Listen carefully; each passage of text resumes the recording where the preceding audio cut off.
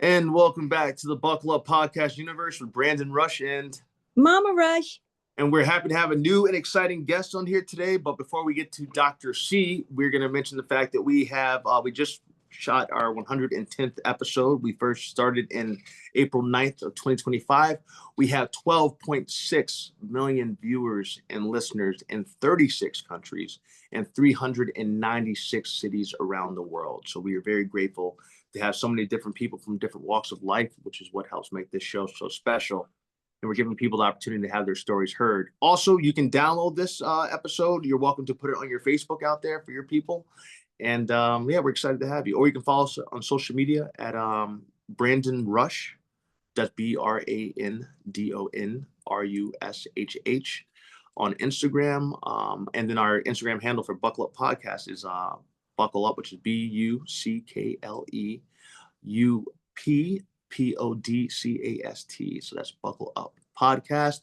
We are available on Apple, Spotify, and about 19 other stations as well, but you can always contact me about the list. And with that being said, we will ask, as soon as Dr. C gets here, we'll hear all about her and her journey, which I'm going to have her tell it. This is actually my first time meeting her, but what I really appreciate about her is the fact that she was willing to come on without even having met me, but just through talking a little bit and tell us about her story and her journey. I know that she has a book that's going to be published pretty soon, which is exciting. She also is a DJ. She studied medicine in Morocco and France. That she is now in Montreal, Canada, working on her master's in public health. And I think that, and then she's kind of figured out her career path. So I'm excited to hear about her journey and what's in store for her bright future. All righty. Recording.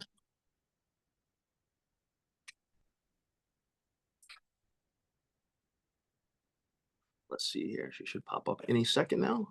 Mm-hmm. I ain't much. Hello. I don't hear you. 1 minute. Okay.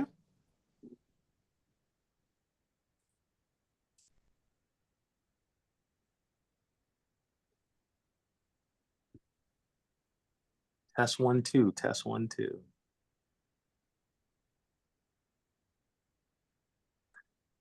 See here. I am going to actually I'll leave it going. Why not?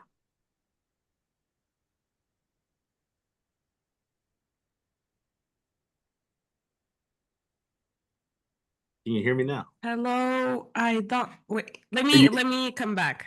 Okay, you're good. Brandon, put it on pause then. Oh, yes, ma'am. Okay. Okay.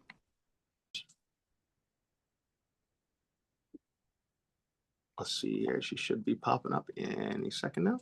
Okay, dope. She's back, Okay. but it's just you're back. Yeah. Oh, here you now go. I hear you. Hi. Hey, hello. How are you doing? Yeah, I'm doing good. How about you guys? I'm doing really well. It's me and my mom. My mom. Nice to meet you, Mama Nice. Rush. Yeah, Mama Rush. And by the way, I love your braids and welcome to the Buckle Up Podcast Universe today. Thank you so much. I'm really excited to be here. We're excited to have you. I need you to do me a favor because it has been killing me. How do you pronounce your name? I was so scared of butchering it. Okay, so Chaimae, like a chai latte. Okay. Chaimae. Chaimae. Yeah. Yeah. Thank you. I was so worried about messing it up. I just called you Dr. C. Yeah, Chaimae. Okay. Chaimae. Well, Chaimae. Like you're shy. Like you're shy? Wait. Yeah, shy. Yeah, like you're shy. Chaimae. Like you might be shy. Exactly. People call me shy, like it's easier. I'm gonna go with shy. Yeah, I love shy too. Shy. Oh, perfect. Well, Shy, thank you so much for coming on the show today. It's all about you. This is my first time meeting you. So I appreciate you being, what's that? Thank you for having me. Oh yeah, I appreciate you being bold enough to come on. And we're not going to throw any curveballs at you or anything, but I wanted to learn about you. And I told my mom, I was like, hey, I think she'd be pretty cool to have on the show.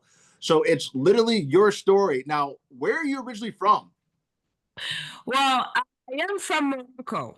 Really? So, Yeah, North Africa. I'm 100% Moroccan, although I am mixed. Like my Okay. mom is pretty white, my dad is black, so I'm mixed. Yeah. But I come from Morocco. I was born and raised there. Then I did my medical studies between Morocco and France. Okay. And then, yeah, it was 7 years. After I did my 7 years, I took my MD, which is a medical degree. Yes, ma'am. I took a year off because, like, I didn't want to stay in Morocco, didn't Okay. want to go to France nor Europe. So I was having like a crisis of where should I go? Yeah. Yeah, I was hearing nice things about Canada. I wanted to go to the States at the beginning, but the States was too big of a change for me, you know, like from Europe to Yeah. okay. So I was like, yeah, maybe Canada. I took a year off, traveled a bit, Okay. and then came to Canada to pursue like public health. Okay. When I began that, I didn't like it. So I was like working in a psychiatric clinic. I Yeah. started getting interested in psychiatry. It was fun and stuff. So I'm passing like some exams. Okay. So the time I will pass all the exams, then I can choose psychiatry. But like at the moment, I'm working in research, just begun working in research. And so far, I like it. So Okay. yeah, small What- resume of me. You know, I appreciate your resume. Well, what got you? I mean, because that's a lot you have going on there. But Yeah. what got you interested in medicine? What made you decide that from, I guess, would it be considered primary school, make you want to go to? Yeah, like high school to like university. Mhm. Well, it's kind of funny. It was Grey's Anatomy, like the series. Really? Yeah. I've been in that show before. Yeah. Yeah. Because of that show. So like when I was in high school, you know, like I wasn't one of the best, but like I was getting good scores and stuff. Like when I finished high school, I got like a good mark and stuff. But like I didn't know what to do. Like my mom was always telling me, you know, like it's your choice. Don't come like after 5 years and tell me, oh, you chose that for me. So do your choice. Yeah. Everyone knew what they wanted to do, but like I was lost. So one time I met like my friend who lives in Edmonton right now, Canada too. Like she gave me this series like at the last year of high school. I started watching it and I was like, wow, they're so cool. I want to be like seriously, and that's how I got into medical school, and here I am. Okay, well that's I mean after. That's awesome. So Grey's Anatomy everybody has a journey, but Grey's Anatomy, that's really funny that shows what inspired you. Like I don't have a doctor in my whole family. My parents are not doctors. My family, like we have no doctor, you know, like it was really, I'm the first one of my family. Well, congratulations. Yeah, that's great. And then becoming a doctor is that's not easy. That's what you did was hard. Yeah. Especially when you don't come from a family that is fully a doctor, you know? Yeah, absolutely. And then I thought that was great that your mom also kind of told you, like your mom spoke to you, was like, hey, look, choose your own path. I think that's so important because sometimes parents pressure their kids or kids don't know what they want to do, but she didn't want you blaming her. I know that. Yeah, exactly. It makes you like so lost because like when you're younger, you know, like your mom is the source of like when you're unsure of something, you go to your mom so she could guide you. Yeah. But like I always remember that my mom and every big decision I had to take, she was like, I don't know, I just support you and whatever you choose, it's your decision. Yeah. Well, I like that though. I mean, sometimes you need sometimes for certain people you need that. I think that even with Americans, a lot of times, I think if for us American students or people that are students, I think sometimes if a parent lets that person choose their own path, it can be more healthy. I have a buddy of mine from UCLA med school who I think he went into med school for the wrong reasons. And I think he had pressure from his family and he ended up dropping it. Like exactly. After he graduated, he just was he graduated, became a doctor and just stopped. Like I don't know what he's doing now, but he just left that completely. Yeah, even us, like I remember we started like my first year we started around like 100 students. Okay. And like after 7 years, only 80 like people graduated. So yeah, there's many people who fail, many people who drop out, many people who have like mental illnesses. Yeah. So yeah, it's really a hard path. It's not that easy, but Absolutely. And I heard you say, even with you mentioned that part about some people having like, people had probably mental breakdowns or kind of like what you're saying. Is that what kind of got you to think about psychiatry, or what even got you to move towards doing psychiatry? So psychiatry, I would tell you, it was my second work here in Canada. Okay. I started working in a psychiatric clinic, and then so I started like a medical assistant, and then I started like seeing the patients with the psychiatrist, and he just made me fall in love with the specialty, I would say. I was going with him to the hospital, so I was seeing like psychiatric ER and stuff. It was really good. It was really passionate, and especially I got to see the differences between medicine in Europe, Africa, and in America. Ooh. It was kind of interesting, but so that's why like I passed the exams. So I'm waiting now for the results. If I pass them, I might choose psychiatry.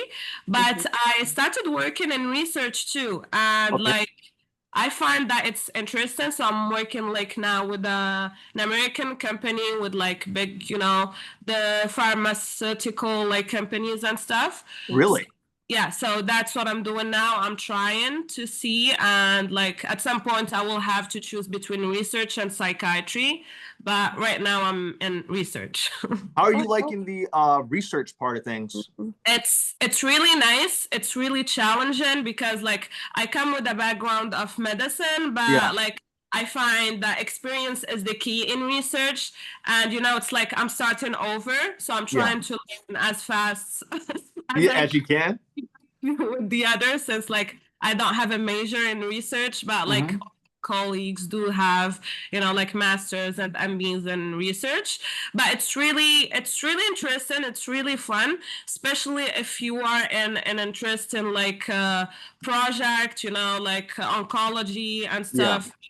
And like when you might think that you can be part of the reason why you will cure like a new disease or something that is incurable right now.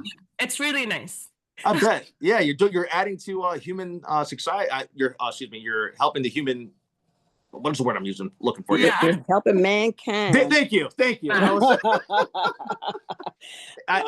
torn up there. Yeah, but in that research part that you're doing, are you working on a particular medicine that will impact mankind in the future, or are you working?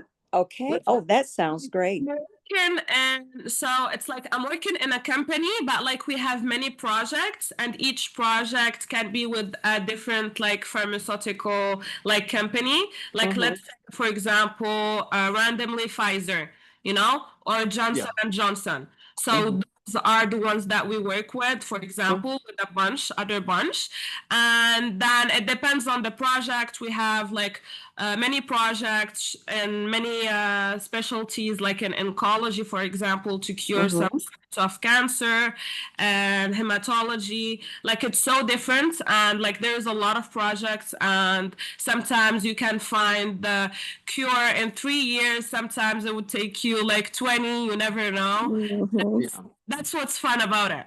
But are you working with, excuse me, I'm sorry, I wanted to get that last part you were saying. You're breaking up just a little bit, but anyway, are you working with animals, or are you in phases of humans in your research yet? We work with real patients. Oh, really? Okay. So like it's clinical trials. Yeah, that's right. Yeah. Oh, great. That's good hands-on experience. Yes, and experience is really important here. So yeah, I just begun, so I'm trying to reach and know as much as I can. Absolutely. And it was Chai. Chai, I had a question for you. I heard you say that you noticed that there was differences in African medicine, or medicine in Africa, France, and then Canada. You said you noticed a difference in all three? Yeah, of course. Could you kind of like talk about that a little bit? Is it Yeah, possible? sure. So, for example, I would tell you that I have an insight in three of them since I'm from Morocco. So I know the system, the medical system, how it works in Morocco. I've seen how hospitals works in France and how medicine works in here in Canada too. So I would tell you it's so different. So between Africa and Europe and America, of course, there's like the differences of the budget, infrastructure. It stays like a third world country. So of course we won't have all the things that you have here and in Europe. But also like Europe is like medicine in Europe is so different than here. For example, like when I was studying for the exams to pass here, it was like I was studying a whole new medicine. Oh, wow. You can find the same diseases, but like what we follow here, the protocols that we follow in America are very different than Europe. Really? So yeah, so it's like each country has its own protocols, and at some point, like you get it gets super messy when you try to see like between the three. But yeah, I would say there's a lot of differences, especially here. I feel like medicine is more ethical. Like we care about ethics more than the core of medicine. Really? A small example. In Europe, if I have a patient, he would come and I'd be like, oh, so what do you have? I'll start examining him and stuff. Yeah. Here in America, I will question him and then I will be, oh, sir, can I please touch you here? I'm going to do this exam. I would do that. If I'm touching another part or another member, I would do the same, So it's like we waste more time and ethics compared to Europe. But I would tell you that it's because of the laws, you have many medical lawsuits and stuff compared to Europe. So that's the reason, like, I can understand. But yeah, there's a lot of differences like this. Yeah, no, that's powerful and amazing at the same time. And then look at you, Chai, just the fact that you've worked, the experience that you're getting, having worked in all three of these countries, pretty much, that's got to be, how does your view now with people? I mean, your view's probably still the same with people, but yeah, how do you put in all the different, I mean, your mind's probably constantly blown because it's like, hey, if I was in Europe, we'd be doing this, but exactly. Yeah. And sometimes I would be answering for something. It is the right answer in Europe and in Morocco, but like here, the protocols are very different. So that's a wrong answer here.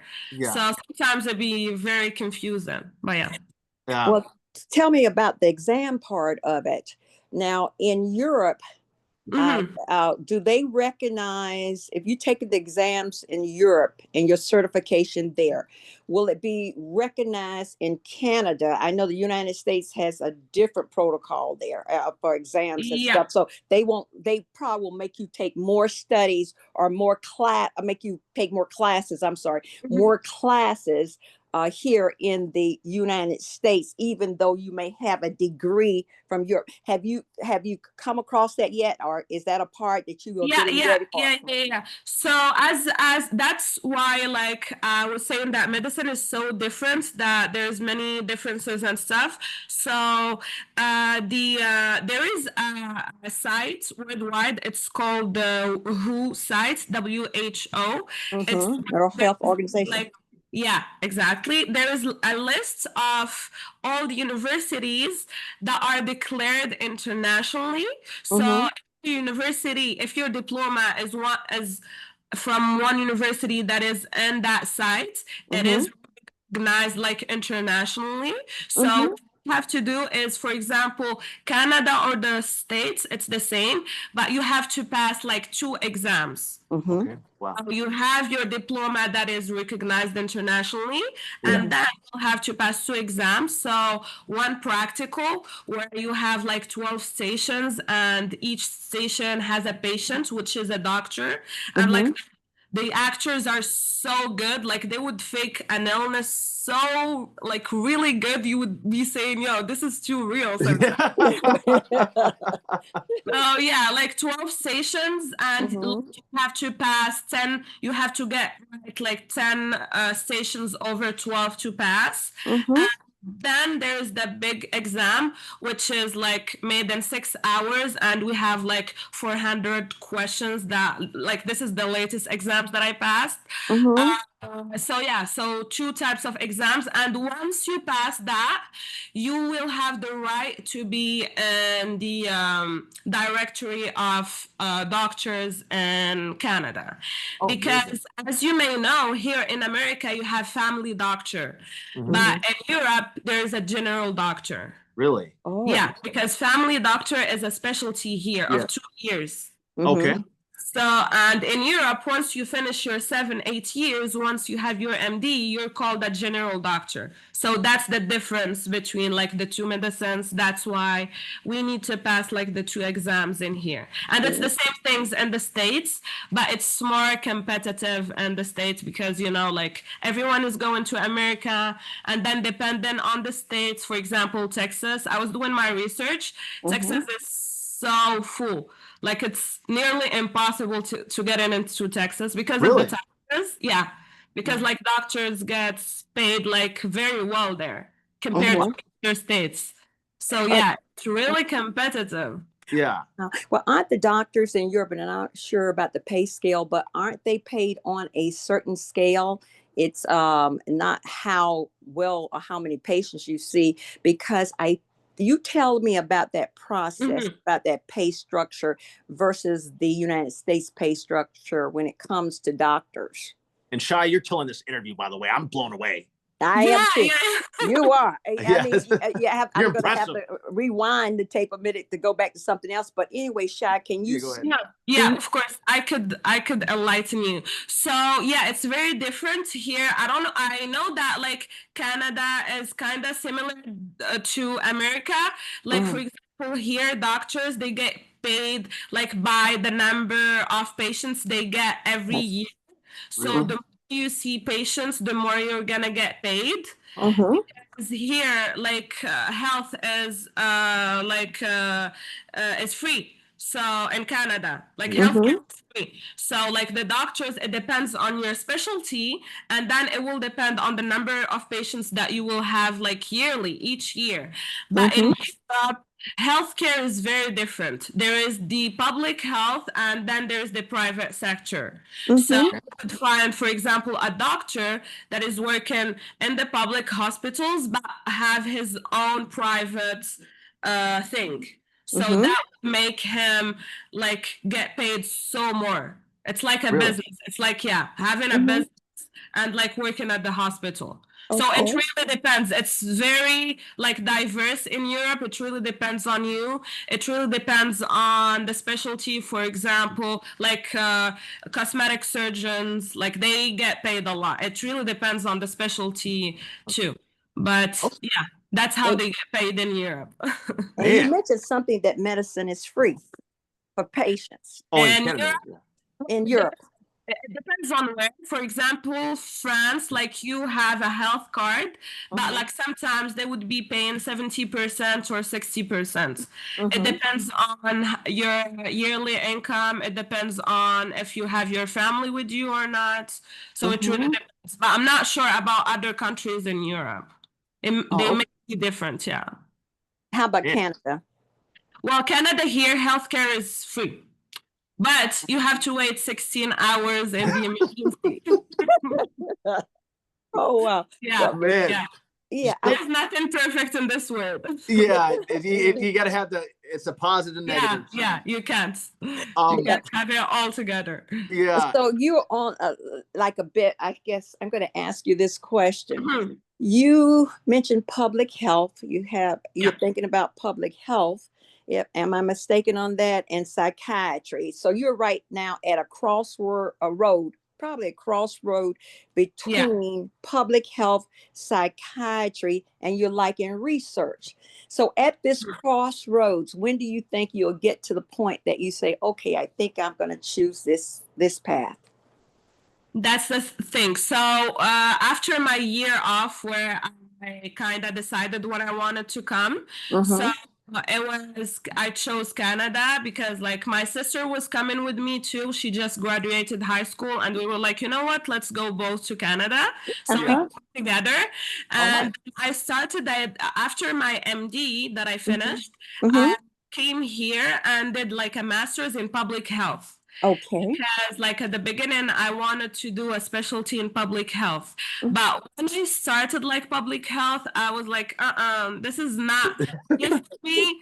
Like, yeah, it's good, it's effective, but like I'm just because like there's a lot of types of doctors, and like I'm the type who needs to see patients every day. Like I need the motivation to wake up and be like, oh, patients are waiting for me.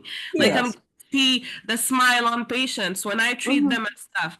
But public health, it's more, like you're always on just like numbers, stats. You're not really with the patients. So yeah, it can be a bit boring for me. So that's why I was like, that specialty isn't for me. And that's fell in love with psychiatry. Especially like I was more interested of like drug and addictions, and that's the reason why I started like writing the book that I told you about. Yeah, what did you tell me? Yeah, go into that book too. I think that'd be a good segue too into that book as well. Yeah. But like right now it's really between research because like now I'm working as a full time, but it's like I can get leveled up with experience, but like I'm working. I'm already getting paid and stuff. But like psychiatry, it's still like 5 years of studies. So after I pass like those 2 exams that I talked to you about, I would have to do like 5 more years and then be a psychiatrist and then begin like practicing as a psychiatrist. Yeah. Wow, you gotta. Well, you're still young enough. You're able to knock these degrees out. You make it look easy. Yeah, well, like, with age, like, I can't learn as fast as I was like 5 or 10 years ago. Yeah. Like with age, like it becomes like old to assimilate like quickly stuff. Yeah. Well, I commend you. Shoot, man. Yeah, you're impressive. Very impressive.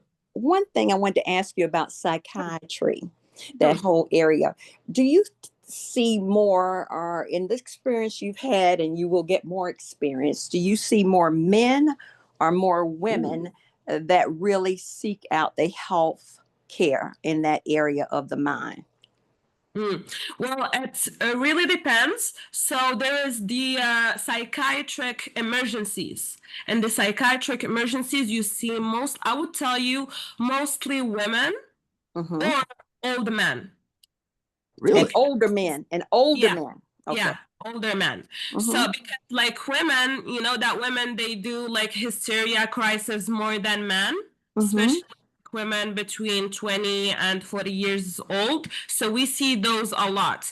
But like if we're talking about like the consultations, I would say even like, yeah, we have all ages, like men, women. I would say we have more women that are depressed lately that seek help. I'm not talking about like the statistics that like women are more depressed than men, but true that women come seek mental help more easily than men. So yeah, we do see like more women than men at the consultation, but yeah, that's it. But it's a bit even. You can't really tell. Okay. Okay. Well, that was that. I tell you, I thank you so much for telling me that. I always think and I always look at race as well when you're mixed. But I look at race as far as who sees the psychiatrist, who has the resources here in the United States. I always think about who will go see a psychiatrist first, and if they're able to pay for that, and to try to get the help that they need. And sometimes if they get the help they need, then it can prevent so many other things from happening in that person's life. So I was thinking about with race, where have you seen that help could be needed or would be needed, but not sought after? Can you talk on that? Yeah. Shai, I wanted to say one thing I found interesting about what you're saying, even that it just happens to be women or more from the ages of 20 to 40. It's in recent, I don't know how many Americans you come across, but in America, our generation of men, I would say, for the longest time, it wasn't up until Michael Phelps was one of the first people, the athlete Michael Phelps was one of the first people to publicly say out loud, hey, like he suffers with mental health. And then that was right when the pandemic happened, was the first time for men that we actually had someone out there saying, hey, like, look, us men, us guys, especially American guys, it could be everywhere, but I know specifically America, a lot of our generations or family members were raised by hard people. My dad died of pancreatic cancer, unfortunately, but he was one of the first person I saw or who would actually show his emotions. But a lot of times his generation and the generation ahead of them we're always raised to be tough. Like you got to be a tough guy in all this. Man is supposed to cry. Man is to be strong. Yeah, that's the thing. Which is complete BS. Like it's complete BS. I think it's a cowardly way too. But it's part of them saying you being a man. I'm not afraid to cry these days because I've been through a lot, but that is engraved in us so much. And so I think the numbers would probably be high. I don't know. I guess the point I was trying to say is this. This is how men are in America. I can vouch for that. I don't know if you see that in Canada. Black men especially. Yeah, especially, yes, she's right. My mom's right. I don't know if it's like that in Canada, how they are with their emotions, or in Africa, or if it's all the same. But I just know in America, it just recently became that we can finally say, hey, there's stuff bothering us that we're going through that we have to constantly keep bottled up. Yeah. Well, let me tell you that it's worse in Africa because, in Africa, I'm going to talk about my country, Morocco, like attached to the culture, to like the man is the head of the family, the man is the strongest, like he can't cry, we should always lean on him and stuff. So I would tell you that like the mental positivity in Morocco is less than America. If you think that American men aren't open to seek like psychiatric help, so like African men are really worse. Oh, like, really? Wow. Yeah. That's saying a lot. Yes, that's just completely. Yes, I would say that the youngsters, like the people of my generation, to become more open, talking about mental illnesses, about depression, about like how important like mental health is. Of course, it should be as important as physical health. Yeah. So I would tell you that the years coming, it would be like a lot of, we would have a lot of change because like people are becoming more open-minded about it. And so I would tell you from my generation to the after, like it's gonna be good. And like depression is gonna be like a few years, like talk like a flu or cold or something. But I'm glad to see that psychiatry and the progression, especially the progression with medicines in that area, and to know that you're seeing both sides of it I love that. The thing is, I feel with Black men in America, a lot of Black men who've had psychiatric issues really end up in prison in this country when they could have had the opportunity or known or not had that feel that it looked weak to get that mental health. So I'm glad the Gen Z, your generation, you're changing the outlook or the trajectory of different races as far as getting the help they really need. And that's a very powerful thing that needs to happen. All right. So your book. What inspired you to write your book, or tell me all about it. We're gonna hear about the book now. So it was because of the psychiatrist that I told you about. He's a really big psychiatrist in the area of Montreal. He was like he's my idol mentor. He was the one who fell in love with psychiatry. And it was because of him. I remember the first week I started working, he was like, oh, I see you as like a psychiatrist. And at the time, I wasn't interested about psychiatry at all. because like psychiatry back home in Morocco is terrible. Like it's really terrible. There is like, even if you have the slightest like mental issue, like people will just call you crazy. Like people do not know anything beside the word crazy. Yeah. I hope that will change. But yeah, he was one of the reasons. Then so the time I started getting interested by drugs and addiction, I started writing like chapters and like trying to search each. For example, I would tell you depression. It was kind of a mix between I was telling the story of my life. Okay. And psychiatry, how I felt with psychiatry, how like talking about mental illnesses. I was talking how hard it was for me to change careers, to come from Morocco to here and start from zero and stuff. But yeah, like my book will be out next month, hopefully. I'm just waiting for publisher and stuff. Okay, good. Well, first so off, congratulations on doing that. Thank you so much. Brandon told me something else you do. Oh, you are a DJ. Is that correct? Yeah. Oh, tell us let's hear about that. How that happened. And what's your DJ name too? Just a side hobby, a hobby that I discovered this year, like 2025. I was like, I passed all studying. I should enjoy life more. Yes. Try new things, since I didn't have the chance to try things in my 20s, when I was like in the beginning of my 20s. So yeah, I started like DJing. I had like a friend who was a DJ. He like let me try his equipment. Like one time I liked it.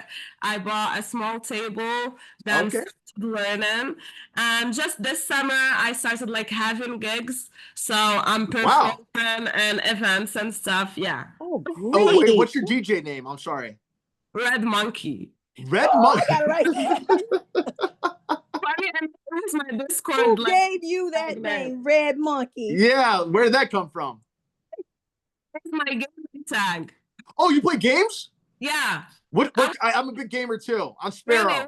Yeah, I was streaming on Twitch and everything. I'm more like the FPS gamer. I was playing CSGO, Valorant, the old games a bit. But yeah. Oh, that's awesome. I was a geek too. Yeah, I'm a big gamer, but with your DJing, what kind of music do you have a genre that you like, or you just kind of mix it all up? Well, format, I will tell you like what I like to play is more like Afrobeats, piano, like dance hall, baile funk, like Brazilian funk, hip hop. It's really Afro house, French rap. It's really diverse and depends. Especially like in Montreal, I feel like Montreal is really diverse because like there is the mix of English and French. Yeah. We have a lot of Haitians here. Okay. So the island culture is very popular in Montreal too. So it makes it like very diverse. Nice. And it is Red Monkey, right? Yeah, Red Monkey. I love that. But I do too. It's too cute. But what I wanted to say, this gives you an outlet from all that study and seeing all these patients and the research that you're doing. This really gives you a break to have a free time of, and I want to know how in the world, with everything you're doing, you're able, probably now that you're doing research, you are able to fit in more your DJ work. Is that correct? That's a great thing, and I'm glad you have that outlet. That's wonderful for you to have that too. Outlet. Thank you. Yeah, like I have some of my work. These them? Yeah, it's Bart mine. Simpson in the back. She does what? She paints. Oh, you paint. Oh yeah. Do you have a painting? You have a painting on the wall? Those are my paintings, but like it's just water painting. I just began this year too. Like I started like just doing whatever and discovering if I have any skills. And I found myself not too bad in some things. You do what medium do you use? Do you use watercolors? Yeah, water painting, just normal water painting, like okay. The water painting that I found in the market, that's what I use. Oh, Guy, wow. since you said you played video games, you were like the princess of side quest. Like all the stuff you're doing are some incredible side quests that are getting your character to level up. So I try to tell myself, like, I'm trying to find new. Yeah. Well, dang, something tells me that I like the fact, one thing I'm just talking with you and getting to know from you, when you set your mind to something, it seems like you go after your goals. Like you put your little goals out there and then you go after it, which I think is super important and very impressive. Try because to. I commend you. Where do you think you get that drive to? I love people that like, well, this is my first time really traveling, but let me say it like this. I love people to leave the home that they're from and go other places, because a lot of people stay in the nest where they never grow. They never get bigger outside that nest. But when you've seen the world like you have, I feel like that makes you not maybe necessarily a better person, but it makes you more cultured. Yeah, of course, more open mind, especially traveling. Like traveling is, I would tell you, like my biggest hobby. And especially solo traveling. Like I've did 28 countries now alone. Oh, wow. Really? Yeah. Yes. Mm. That's why I took the year off. Yeah. Because like after I got the MD, I was like, I'm just gonna travel. So I did like 16 countries in a year, just like my backpack and me doing a tour in Europe. And then just kept that as a hobby when I came here. So was always trying to find time to travel. But it's true that traveling like really changes you. Like I remember the mentality that I had before traveling. And it's really different. Like traveling just makes you more open-minded, more understanding of other people, of cultures, of the differences, not making you a judgy person. Yeah. Like I feel like traveling is really important on that point. But yeah, so many good things about traveling. I could go on and on. Absolutely. Well, I want to ask you one thing about Morocco. What's the name of that market where you have all those spices and everything? Tell us about that. Souk. What is it called? It's a souk. A souka? Souk. Yeah. Souk. Souk. Yes. Perfect. My mom was wondering. She's like, I had to find out where this market is. Tell us a little bit about what goes on, and is it open every day or just weekends? And what's there that people would want to come to your country to see, just to go to that marketplace? Yes, you're probably talking about like the small traditional markets in Marrakesh, but yeah, I'll tell you they open from 10 to 4 p.m. They really work whenever they want. Yeah, they're usually like when they get up from 10, 11 till 4 or 5 p.m. And they have constant customers. Yeah, I'm thinking about that one in Marrakesh, I believe it is. Yes, exactly, That's the huge one, I believe. Is that correct? Yeah, you're talking about the souk with the red walls and stuff, right? Yeah, it has everything but the spices, a lot of spices. Yeah. That will be in Marrakesh. And we have a lot of spices. You should visit Morocco. So nice. Yeah, one of my friends went and she brought me back. She said, Karen, what do you want me to bring back?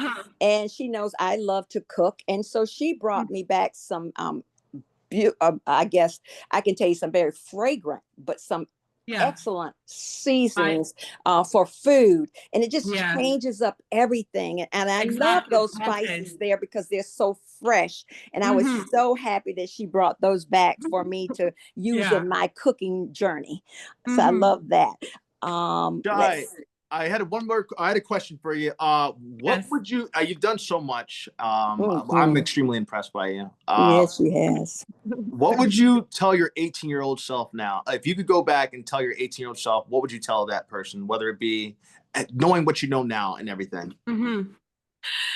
If I had to tell her one small phrase, I would tell her to go for it. Don't fear failing.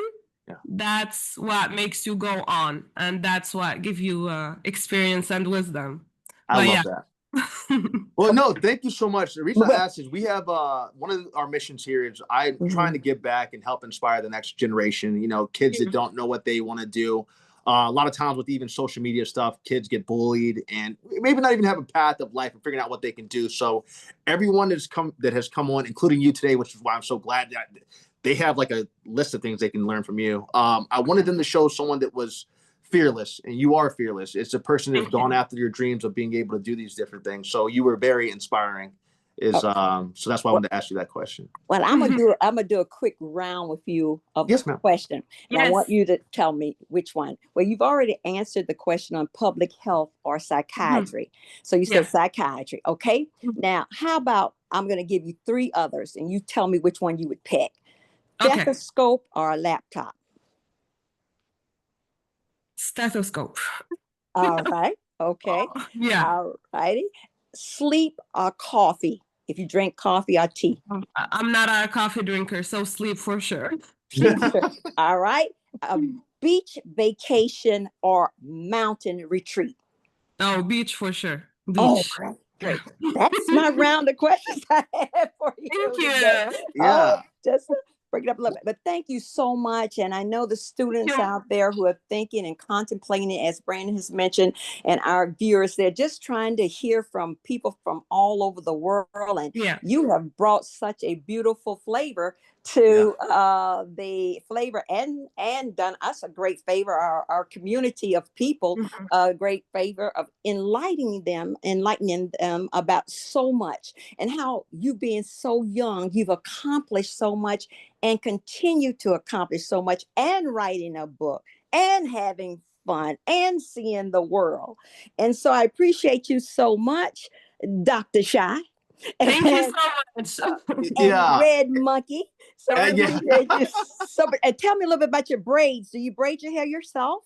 Oh, no, I wish. Oh, yeah. How long do you keep them in? I try to change them like every 2 months. This is the first time I did like fake locks, but I usually just do normal braids. Oh, that's good. I see a lot of young people getting those braids. A lot of people getting braids now. And just how do you keep you wash your hair daily, or do you just wash it? Not daily, just like weekly or with dry shampoo. It's just like braids are just easier, especially in the summer. I have curly hair, so it's a lot of work to maintain it, and like you have 90% like a bad hair day, so better do like the braids and you just wake up ready every day. Well, and that's so great when you're on the go as you are, and that's just great. Well, we at the Buckle Up podcast, Brandon, have you finished asking? Well, one last thing, Chai, Dr. Chai, I just want to say this. I always try to listen to my faith about things, and when I saw you, someone told me just ask her. Usually it's my faith. I'll listen to it. I say, hey, just ask her. I think she's going to be interesting on the show. So I appreciate you. When I asked you, you being like, yeah, sure. That's how I deal with life. I like your outlook, but that means the world to me. It really does. And so, and as Mom was about to say, I think she's about to say that you've been absolutely wonderful. And the thing that we always do is give everybody a round of applause. But you about to say something else, Mom? No, that's it. I just want to tell Red Monkey we have really enjoyed it. Yeah. Thank you so much. Thank you so much. I'm going to use every name I can. Yeah, thank you for coming on. You're always welcome back on. You've been absolutely lovely. And then you won't be able to see my mom clap, but you'll be able to hear her clap. But I'm going to clap for you too. Brandon, don't forget to tell her about the picture, to send the picture. Oh, yes. Dr. Chai, make sure you send me the photo you want because I'm going to have this done in less than 3 hours. Okay, perfect. Yes. I do work really quick. So send me the photo you want for it. I said we have 12.6 million viewers and listeners now in 36 countries and 396 cities around the world. So I'm glad they're going to get to know who you are too. And Brandon, before you leave, Dr. Chai, I want to ask you, do you have any questions you'd like to ask us? Because we always want to have it's a two-way conversation, though we ask questions. We want you to ask us anything you want to.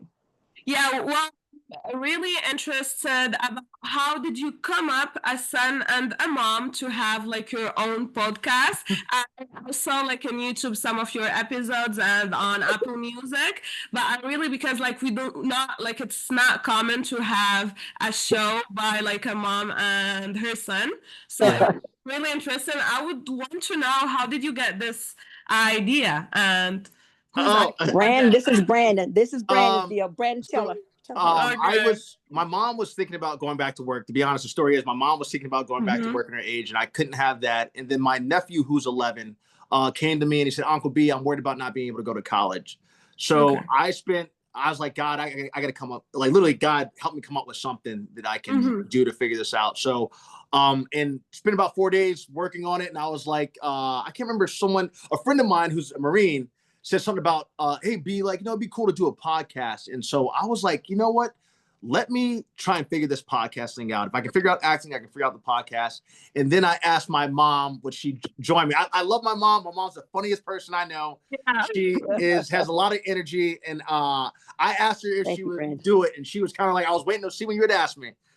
So that's how we came about doing it. And she's just been the biggest blessing with me on this podcast. I love having my mom here. Well, the thing about it is, and I love working, I love my son first, and I love how he interacts with so many people, and enthusiastic as he always is. He always has all of that enthusiasm. He loves talking to people as I do. And so God made it to be the perfect fit when he asked me to do it. I was going to do something, but I wanted to do something that would be fun. I used to be in what I didn't tell you, I used to be in research and development for DuPont Company in Delaware. I was a toxicologist for them in Delaware. And that's just a side part of that. And then I sold medicines, but then I worked with countries all over the world. I worked with people all over the world for Reynolds Metals that makes your aluminum foil.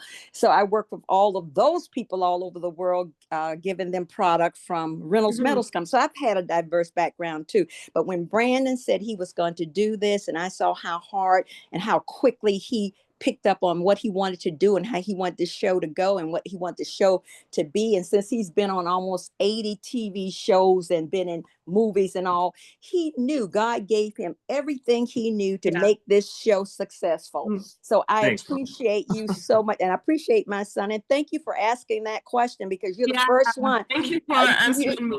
You might have been the first or second one to ask us that question, but I love it now that we have this big following, and we really want them to understand how sometimes God's intervention or what he has decided for your life to be and where he wants you to take it and who he wants you to impact, he changes the whole thing up. So I appreciate what he does, our Father, for us. And then with that, Brandon, you can finish it up if you want to. Dr. Chaimae, Red Monkey, you've been absolutely phenomenal. Thank you so much for having me. Yeah, thank you for coming on. You're excellent. I'm like, man, doctor. And that's really impressive. I best for your podcast and lots of success. And thank you so much. Absolutely. I look forward to meeting you one of these days in person. I'll meet you somewhere eventually. I would love to come visit Montreal. I'm going to have to. I know I got the Red Monkey up there. Okay, perfect. We'll do that. All righty. Take care of yourself. Bye, my dear. Great life. Have a great life. Continue to have a beautiful life. Okay. Thank you so much. And you were exceptional today. Outstanding. Thank you. Thank you. It means a lot.